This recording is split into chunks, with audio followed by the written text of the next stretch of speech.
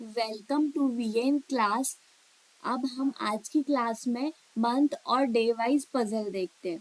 ठीक है, मंथ और डे वाइज पजल में आप देखो, इसमें कुछ भी नहीं, कुछ मंथ दिए रहते हैं और कुछ पर्सन्स रहते हैं, उनको हमको अकॉर्डिंग टू क्वेश्चन जो है हमको उसको हम अरेंज करना होता है। ठीक है, तो आपको पता है कि एक रॉ डेटा दिया रहता है कुछ पर्सन्स का, तो आपको उसमें मंथ के अकॉर्डिंग और डे वाइज पजल है तो डे के अकॉर्डिंग आपको जो है अरेंज करना होता है। तो हमारा जो पजल है वो सॉल्व हो जाता है और उस पजल में कुछ क्वेश्चंस रहते हैं, तो हम उन क्वेश्चंस के आंसर देते हैं। क्यों? क्योंकि हमको एक बार सिर्फ एक पजल सॉल्व करना है और वो पजल आपकी अगर सॉल्व हो गई है, हो जाती है, तो आपके 5 क्वेश्चन जो है वो पूरे ट्रू हो जाएंगे। सारे के सारे क्वेश्चन आपके ट्रू हो जाएंगे अगर आपने पजल को सॉल्व सही किया है तो। ठीक है, तो हम चलो क्वेश्चंस पे आते हैं। क्वेश्चन में देखो, फर्स्ट जो पजल है आपकी वो है month wise puzzle. Month wise puzzle में आप देखो इसमें क्या बोलता है, ये बोल रही है ये पजल कि 7 पर्सन है। ठीक है, 7 पर्सन है, ABCDEFG are born on different months, March, April, May, June, July, August and September of the same year but not necessary in the same order। तो यहाँ पे इसको पढ़ते ही आपको ये समझ में आता है कि ये जो है मंथ वाइज पजल है और उसमें 7 पर्सन है, तो इसको हमको एक टेबल बना के हमको इसको अरेंज करना है। ठीक है, मंथ वाइज। तो चलिए हम आते हैं और हम इसमें कुछ टेबल को बनाते हैं इस पजल को देखकर। तो इसमें देखो, सबसे पहले तो आप कैसे इसमें पजल को आप डे वाइज कैसे अरेंज करोगे। ठीक है, तो मैं आपको बताती हूँ यहाँ पे आप कैसे अरेंज करो मंथ वाइज। तो मंथ वाइज इसको अरेंज करना है आपको और इसमें कुछ पर्सन्स दिए हुए हैं। ठीक है, तो यहाँ पे आप देखते हो, सबसे पहले तो आप एक टेबल बना लीजिए। इसमें आपके जो है 2 कॉलम्स रहेंगे। ठीक है, एक जो कॉलम है आपका वो मंथ का रहेगा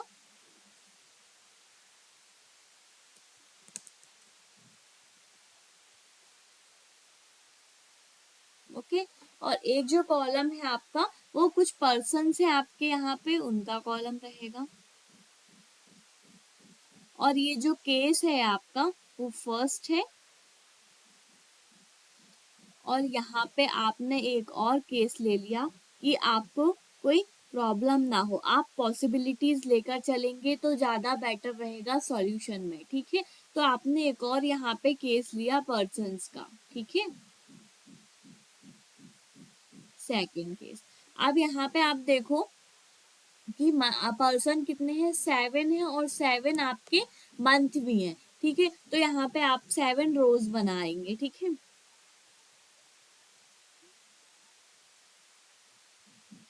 3, 4, 5, 6 एंड 7। ओके, ये आपको क्लियर हुआ होगा। ये हमने एक टेबुलर जो है बना लिया, एक टेबल बनाया हमने। तो यहाँ पे आपको मंथ, कौन कौन से मंथ है इसमें, मार्च, अप्रैल, मई, जून, जुलाई, अगस्त। ठीक है, तो यहाँ पे आपने कुछ मंथ जो है आपके उसमें आपने यहाँ पे लिख दिया। सबसे पहले आपका है मार्च, फिर अप्रैल, मई, जून, जुलाई, अगस्त,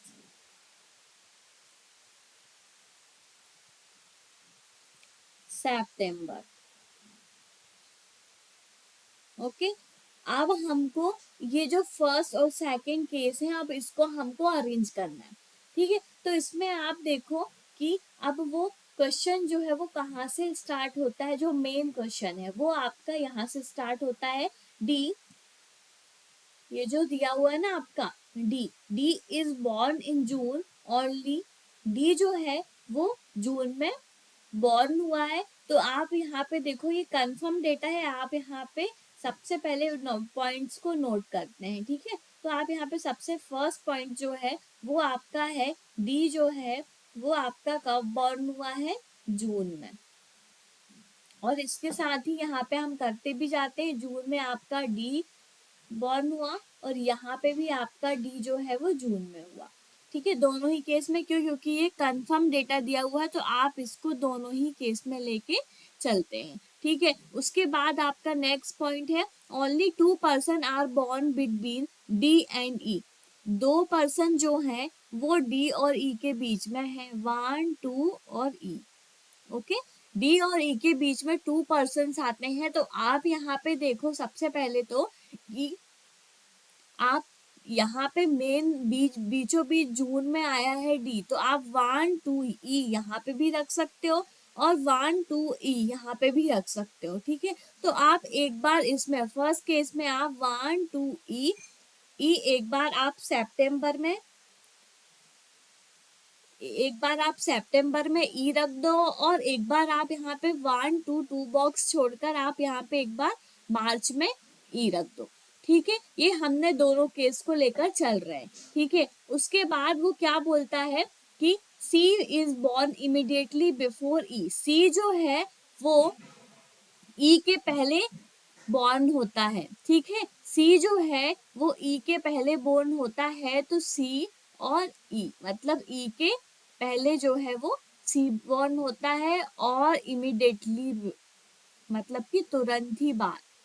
ठीक है, तुरंत ही पहले जो है सी के ई बॉर्न होता है। तो यहाँ पे आप देखो, पहले होता है, जैसे ही उसने बोला कि before C is born immediately before, C is born immediately before E, ये जैसे ही बोलता है तो ई के पहले आपको कोई भी जगह नहीं है, कोई भी मंथ है ही नहीं। तो यहाँ पे जो ये कंडीशन है आपकी, ये यही रॉन्ग हो जाती है, इससे आगे आप बढ़ ही नहीं पाओगे। आपका जो थर्ड पॉइंट है वो इस केस में आपका पॉसिबल नहीं हो पा रहा है कि आप इस केस में ई के पहले सी कैसे रखोगे। तो यहाँ पे आप देखो, ई के पहले सी आप इस केस में यहाँ पे अगस्त में रख सकते हो। ठीक है, ये वाला पॉइंट हुआ आपका। अब फोर्थ पॉइंट क्या बोलता है, ए इज बॉर्न 3 months बिफोर सी। ठीक है, ए जो है वो सी के 3 months पहले बॉर्न होता है। फोर्थ पॉइंट है ए 1, 2, 3 एंड सी, ऐसा ये आपका पॉइंट है। तो सी आपका यहाँ पे दिया हुआ है, इसके 3 months पहले मतलब 1, 2, 3, यहाँ अप्रैल में आपका जो है 3 month पहले, मतलब कि क्या बोलता है कि 1, 2 एंड 3 मई में आपका आएगा। ठीक है, मई में आपका ए बॉर्न होता है। ठीक है, 2 बॉक्स का डिफरेंस रहेगा यहाँ पे।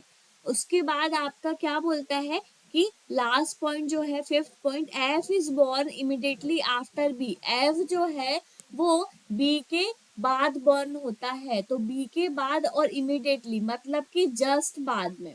ठीक है, इमिडिएटली बोल रहे हैं मतलब जस्ट बाद जो है बी के एफ बॉर्न होता है। तो आपको सिर्फ यहाँ पे ये केस तो आपका खत्म ही हो गया, इस केस में तो आप कुछ भी नहीं कर रहे हो, अब सिर्फ इसमें। तो यहाँ पे देखो आपके सिर्फ ये 2 जगह बचती है, जो जस्ट वाला केस आप यहाँ पे रख सकते हो। ठीक है, तो यहाँ पे आपको क्या बोल रहे हैं, बी के बाद जो है वो एफ बॉर्न हुआ। अब लास्ट जो है एक जो बच गया आपका, वो है आपका जी। ठीक है, तो ये आपका पजल जो है वो सॉल्व हो चुका है। ठीक है, तो यहाँ पे आप देखते हो कि ये पजल सॉल्व हो गया। अब आप यहाँ पे देखो, ये सारे ही पॉइंट आपके क्लियर हो चुके हैं। 4 पॉइंट और लास्ट पॉइंट था जो F is born immediately after B, तो मतलब कि बी जो है एफ के पहले बॉर्न हुआ है, इमिडिएटली आफ्टर मतलब जस्ट पहले। ठीक है, तो यहाँ पे आप देखो ये 5 पॉइंट्स हैं जो सारे आपके इस पजल में क्लियर हो चुके हैं और पजल आपकी सॉल्व हो गई है। ठीक है, अब हम आते हैं कुछ क्वेश्चंस करते हैं इस पजल के। तो इसमें देखो आप, फर्स्ट क्वेश्चन क्या बोलता है, in which of the following month does C was born. C जो है वो कौन से मंथ में बॉर्न हुआ है, तो सी आप देखो, सी जो है वो अगस्त में बॉर्न हुआ है, तो आपका राइट आंसर होगा 3rd अगस्त। ओके, उसके बाद आप देखो नेक्स्ट क्वेश्चन पे आओ। ठीक है, नेक्स्ट क्वेश्चन पे आप देखो, who among the following person was born in April. April में जो है आप देखो, अप्रैल में आपका एफ जो है, एफ जो पर्सन है वो बॉर्न हुआ है, तो आपका यहाँ पे राइट आंसर होगा एफ। ठीक है, उसके बाद आप देखो, how many person are elder than G. G से एल्डर कितने पर्सन है? जी आपका यहाँ पे दिया हुआ है, जी से बड़े मतलब कि आप यहाँ पे देखो 1 2 3 4। ठीक है, ये 4 पर्सन जो है वो जी से अबव है, एल्डर है, तो आपका राइट आंसर होगा 4।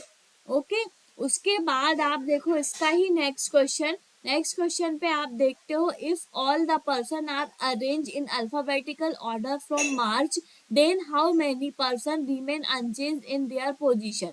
ठीक है, तो यहाँ पे आप देखो अल्फाबेटिकल ऑर्डर में आप देखते हो यहाँ पे मार्च है, ओके, फिर अप्रैल मई जून जुलाई अगस्त सितंबर। तो यहाँ पे आप देखते हो वो कौन सी पोजीशन पे है, तो वो कौन सी पोजीशन पे है? फर्स्ट पोजीशन पे। तो यहाँ पे आपका आंसर होगा 1। ओके, उसके बाद लास्ट क्वेश्चन है इस पजल का, और इस पजल का लास्ट क्वेश्चन के बाद हम एक और पजल सॉल्व करते हैं, वो डे वाइज पजल है। ठीक है, डे वेज पजल है। तो इसमें आप देखो, इसका पहले आप आंसर दो, who among the following person was born on the adjacent month of both D and C. D और सी का एडजेसेंट पूछ रहा है वो, डी आपका ये है और सी आपका ये है, एडजेसेंट इसका क्या हुआ? जी। ओके, तो इसका राइट आंसर होगा आपका जी। तो ये आपका फर्स्ट जो पजल थी मंथ वाइज वो सॉल्व हो चुकी है। अब हम नेक्स्ट पजल पे आते हैं और उस पजल को सॉल्व करते हैं। ठीक है, तो इसमें आप देखो, इसमें भी 7 पर्सन्स हैं, और जो है वो इसमें जो है 7 पर्सन्स है, और इसमें कुछ डेज दिए हुए हैं, संडे टू सैटरडे। ठीक है, तो इसमें आप देखो, सबसे पहले आप यहाँ पे बॉक्स बनाते हो, एक टेबल बनाते हो आप। ठीक है, यहाँ पे आपने एक टेबल बनाया और 2 पॉसिबिलिटीज ली। ठीक है, ये आपका एक टेबल है और इसमें पॉसिबिलिटीज है।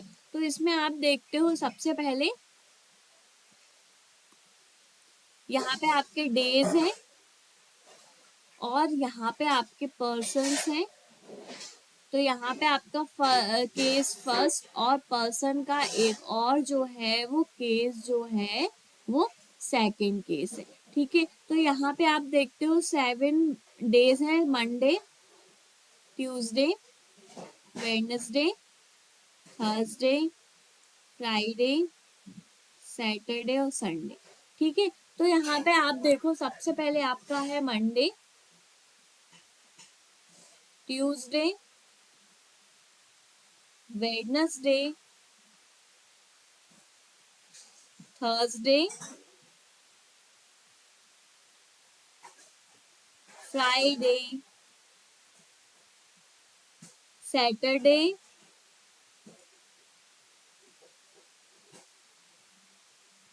तो यहाँ पे आप देखते हो कि कुछ डेज दिए हुए हैं और आपके केस दिए हुए हैं। 2 केस लिया मैंने पर्सन्स के। ठीक है, क्यों? क्योंकि आपको पॉसिबिलिटीज जो है वो लेके चलना है, तो आपने 2 पॉसिबिलिटीज को लेकर चलते हैं हम।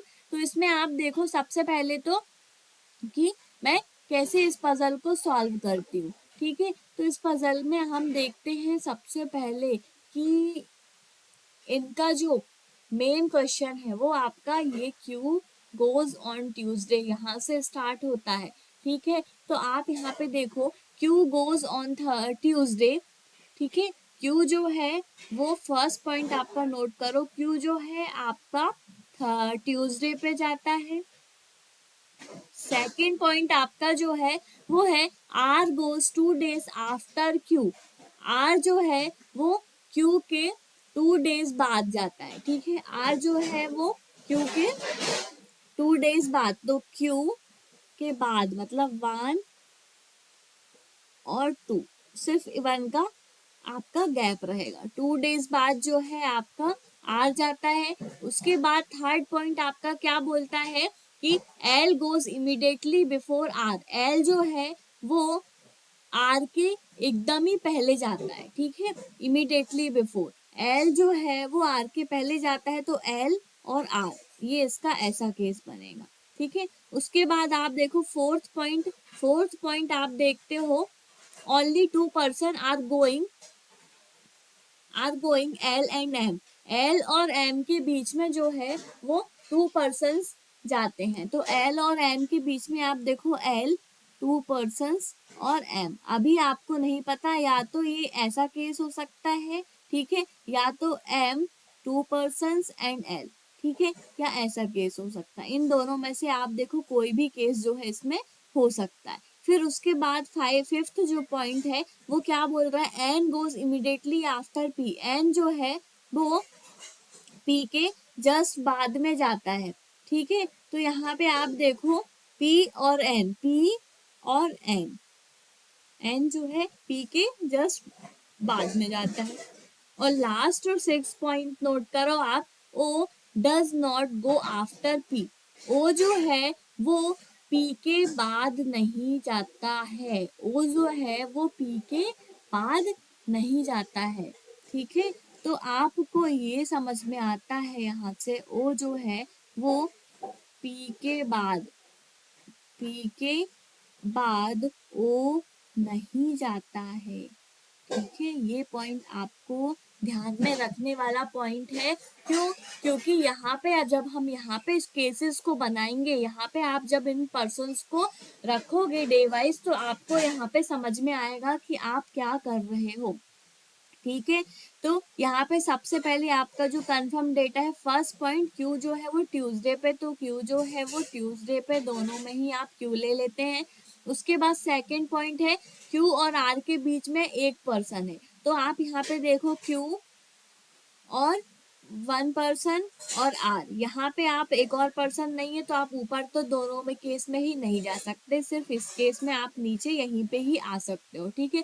ये सेकंड पॉइंट भी आपका क्लियर होता है। अब थर्ड पॉइंट में जाओ आप, एल के बाद ही एकदम बाद ही आर है, ठीक है। तो एल और आर मतलब कि बाद में बोल रहा है, एल पहले है, तो एल आपका यही आएगा, यहाँ पे एल आएगा और यहाँ पे आप ले लेते हो आर, ठीक है। इन दोनों केस में अभी सेम चल रहा है, ठीक है, अभी कुछ भी मिस्टेक नहीं हुआ है कि हमारा केस जो है अभी कैंसिल नहीं हुआ है, ठीक है, एक भी केस आपके कैंसिल नहीं हुए हैं। तो ये वाला भी आपका पॉइंट क्लियर है। फोर्थ पॉइंट क्या बोलता है आपका, एल और एम के बीच में 2 पर्सन्स है, ठीक है। एल और एम के बीच में 2 पर्सन्स है, तो यहाँ पे आप देखो 2 पर्सन्स कैसे हुए एल और एम के बीच में। यहाँ ऊपर की तरफ हम देखते हैं तो एल 1 2 यहाँ पे नहीं हो सकता, एल 1 2 यहाँ पे भी नहीं हो सकता, सिर्फ आप नीचे ही देख सकते हो। तो एल 1 2 और यहाँ पे आपका हो सकता है एम, ठीक है। एल 1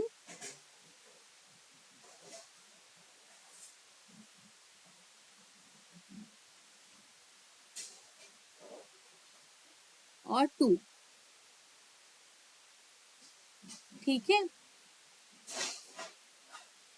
तो यहाँ पे आपने देखा सबसे पहले, तो आपका ये वाला केस अभी क्लियर आपको नहीं हो रहा है। आप यहाँ पे देखो फिफ्थ जो केस है, पी जो है एन के पहले है, या हम ऐसा बोल सकते हैं पी के बाद जो है एन है और इमिडिएटली है। तो यहाँ पे आप देखो ये वाले केस में आप पी और एन, ये वाले केस में आप पी और एन ऐसा रख सकते हो, ठीक है।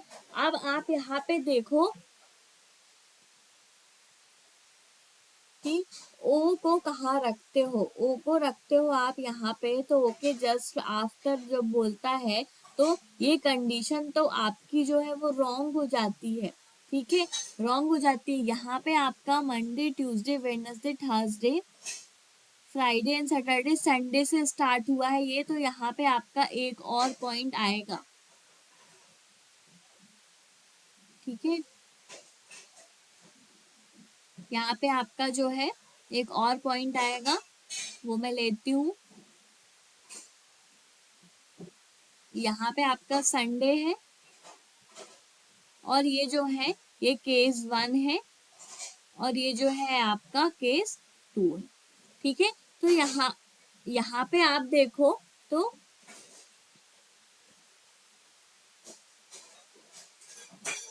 यहाँ पे आप देखते हो तो सबसे पहले आपने ये देखा कि एल को 2 छोड़कर, एल से 1 2 छोड़कर आपको यहाँ पे आपका एम आता है। और यहाँ पे भी आप देखते हो तो एल से इस कंडीशन पे आप एल से 2 छोड़कर यहाँ पे आप एम रख दो। ठीक है,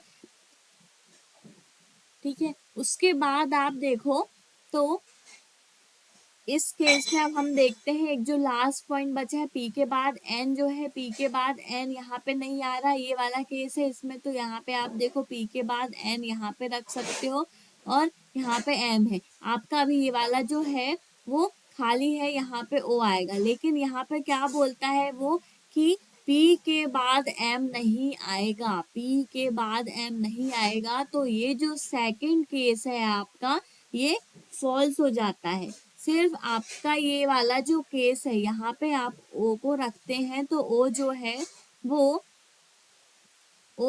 वो पहले है और पी बाद में है। यही ये वाले जो 6th पॉइंट है आपका वो यही बोल रहा है। तो आपके जो है सारे पॉइंट्स जो है आपके वो क्लियर हो चुके हैं और आपका जो केस फर्स्ट है वो आपका ट्रू है। ठीक है, आपका केस जो फर्स्ट है वो आपका ट्रू है और यहाँ पे आपकी पजल जो है ये सॉल्व हो चुकी है। डे वाइज पजल जो है आपकी यहाँ पे सॉल्व हो चुकी है। ठीक है, तो यहाँ पे आप देखते हो फर्स्ट क्वेश्चन का आंसर दो अब इसका। In which of the following days O go to the temple. O जो है वो किस डे में टेम्पल जाता है? तो ओ आपका देखो मंडे में जाता है। ओ ये जो है आपका ओ वो मंडे में जाता है, ये मंडे। तो आपका राइट आंसर होगा मंडे। उसके बाद आप नेक्स्ट में आओ। नेक्स्ट क्वेश्चन में देखो आप, who among the following person goes on Friday. Friday में जो है वो कितने कौन सा पर्सन जो है वो फ्राइडे में टेम्पल जाता है? फ्राइडे आपका कहाँ है? ये है फ्राइडे में आपका पी जो है वो फ्राइडे में जाता है। ठीक है, तो आपका इसमें राइट आंसर होगा पी। उसके बाद how many persons are going between O and O and N. ठीक है, ओ और एन के बीच में, ये जो ओ है आपका और एन, इनके बीच में कितने पर्सन जो है वो टेम्पल जाते हैं? तो 1 2 3 एंड 4, 4 पर्सन है आपके। 1 2 3 4 ओ और एन के बीच में। ठीक है, तो यहाँ पे आप देखते हो 1 2 3 नन और मोर देन 3 दिया हुआ, तो मतलब कि आपका आंसर होगा मोर देन 3, क्योंकि आपके ओ और एन के बीच में 4 पर्सन जाते हैं। ओ और एन के बीच में 4 पर्सन है, तो यहाँ पे आपका जो ऑप्शन है वो 4 नहीं दिया हुआ है, तो आपका राइट आंसर होगा मोर देन 3। ठीक है, उसके बाद नेक्स्ट क्वेश्चन पे आओ। नेक्स्ट क्वेश्चन पे देखो, which of the following statement is true with respect to M. M goes on Sunday, M जो है वो संडे में जाता है। ठीक है, ये आपका क्लियर हुआ। ठीक है, उसके बाद आपका सेकेंड पॉइंट है M goes to person before Q. M goes to person before Q, Q के 1 2 पर्सन पहले जाता है। ठीक है, ये भी आपका राइट आंसर हुआ। ठीक है, ये सेकंड पॉइंट भी आपका राइट हुआ। उसके बाद आप देखते हो third point, only 3 persons are going between M and N. M और एन के बीच में बोल रहे हैं, एम ये है आपका और एन ये है, बोल रहे हैं एम और एन के बीच में 3 पर्सन्स नहीं, इससे 1 2 3 4 5 पर्सन्स एम और एन के बीच में जा रहे हैं। ठीक है, 5 पर्सन है एम और एन के बीच में, तो आपका ये जो थर्ड पॉइंट है आपका वो रॉन्ग हो जाता है। ओनली फर्स्ट और सेकंड पॉइंट आपके ट्रू है, तो यहाँ पे आपका राइट आंसर होगा only first and second is true. Okay, उसके बाद नेक्स्ट और लास्ट क्वेश्चन है इस डे बेस पजल का। ठीक है, उसके बाद हम मिलते हैं नेक्स्ट वीडियो पे। अभी हम इस लास्ट क्वेश्चन को करते हैं और फिर और भी पजल हम नेक्स्ट वीडियो पे करेंगे। ठीक है, तो यहाँ पे आप देखो, who among the following person goes immediately after N. N के बाद जो है इमिडिएटली, एन के बाद जो है वो कितने पर्सन जाते हैं ये पूछ रहा है, तो एन आपका लास्ट है, एन के बाद कोई भी पर्सन नहीं है जो जा रहा है, तो आपका आंसर क्या होगा, नो सच आ पर्सन। ठीक है, आपका राइट आंसर होगा नो सच आ पर्सन। तो आपको ये पजल जो है दोनों ही समझ में आई होंगी। ठीक है, इजी थे दोनों ही पजल, एक डे वाइज थी और एक पजल थी आपकी जो मंथ वाइज थी। ठीक है, तो आपने दोनों ही पजल को आपने सॉल्व किया और आपने उसके कुछ क्वेश्चंस किए। ठीक है, तो आप इन क्वेश्चन को करें बिल्कुल। और क्वेश्चन में एग्जाम में तो आपको 4 पजल आते ही हैं। 4 puzzle it means 20 number. 20 number आपके, अगर 4 पजल आपने ट्रू किया है, सारे पजल जो है सही किए हैं, तो आपके जो है पूरे पजल के आंसर जो है वो सही आ जाएंगे। आपके 20 नंबर कोई भी नहीं ले सकता। ओके, तो आप यहाँ पे पजल में बहुत ध्यान दीजिए और डेली ही पजल को सॉल्व करें, तो आपका जो है प्रैक्टिस होगी और आप आराम से पजल को कर पाएंगे। ठीक है, अब हम मिलते हैं नेक्स्ट वीडियो पे। थैंक यू, और हमारे वीडियो को please like share and subscribe करें। ओके, और भी क्वेश्चन है जो पजल के, वो हम नेक्स्ट वीडियो पे